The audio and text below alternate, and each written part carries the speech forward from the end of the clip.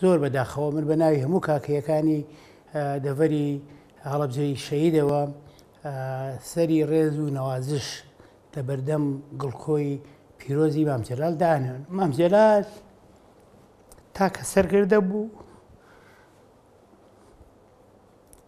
لە هەموو عێراق و کوردستانە کە توانی هاوکاری ئێمە ئەستانە بکە.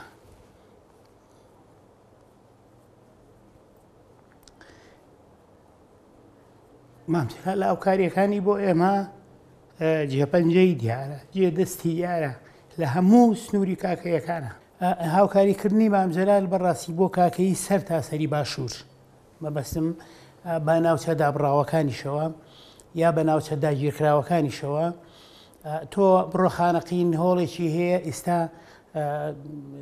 برا موسڵمانەکانیش کە تازێکی گەوریان هەبێت لەبەرەوە ئەو هۆڵە ئەوەندە گەورەیە ئەیبەنا هۆڵی کاکەیەکان کە جەناوی مام جەلال دروستی کردووە بچۆرە سفەیە ئەسڵەن هۆڵێکی دروست کردووە عەقڵ نایبڕێ لە گەورەیی لە ڕێک و پێچی لە تێچووی. سەردەمی مام جەلال دەستی هاوکاری ئەگەیشتە هەتا کاکەیەکانی دەرەوەی وڵاتی خۆمان، ینی دەرەوەی کوردستان و ئەوانە. مام جەلال لای ئێمە بەڕاستی پیرۆزەیەکی زۆر گەورەی هەبوو، زۆر بەداخەوە لە ئێمە لە کاکەیی چوو.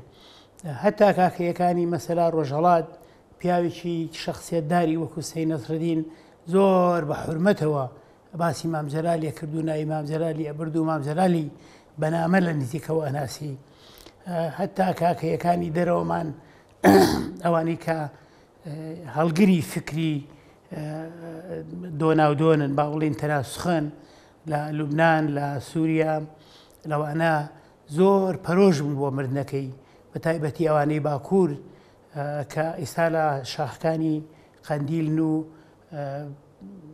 پارێزگاری لە وڵاتەکەی ئێمەش و خۆشیانەکەن، ئەوانش هەر زۆر بەداخن. من جاریشتر سەری ڕێزم لە بەردەمی گڵخۆکەیادانوێت هەتا دوسێ جاریش فێری ئەوەی کردین وتی وریایەوە ئەتوانن کە پەرلەمان دانرێ لە پەرلەمان داوای حەقی کەمایەتی ئاینی خۆتان بکەن بۆی لە سیستەمی وڵاتەکە ئەگەر ئیشەڵا سیستەممان هەبوو دەستورمان هەبوو ئێوەش کاکەی بێتە کاکەی نەگەوەی کە ئێستا لە تەسکەرا بۆتانە نووسرێ. مام جەلال من دڵنیام کە بمایە لەم هەنگاوی بۆ دەستور کاکەی دینی کوردیە بۆی جێبەجێکردین و تەکلیفشی بۆ کردین ئەو پاڵپشتیشیە کردین. مام جەلال ئەوەشی فێر کردین کە دین ئەساسی نەتەوەیە، دین ئەساسی بوونی نەتەوەیە.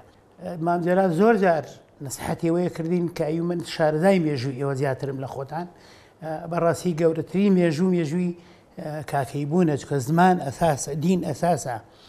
من دووبارە دڵنیام لەوەی کە جەنابی مام جەلال بمایە سیحەتی باش بواە نەخۆش نەکەوتایە ئێمە لە پەرلەمانە نوێنەرمان هەبوو.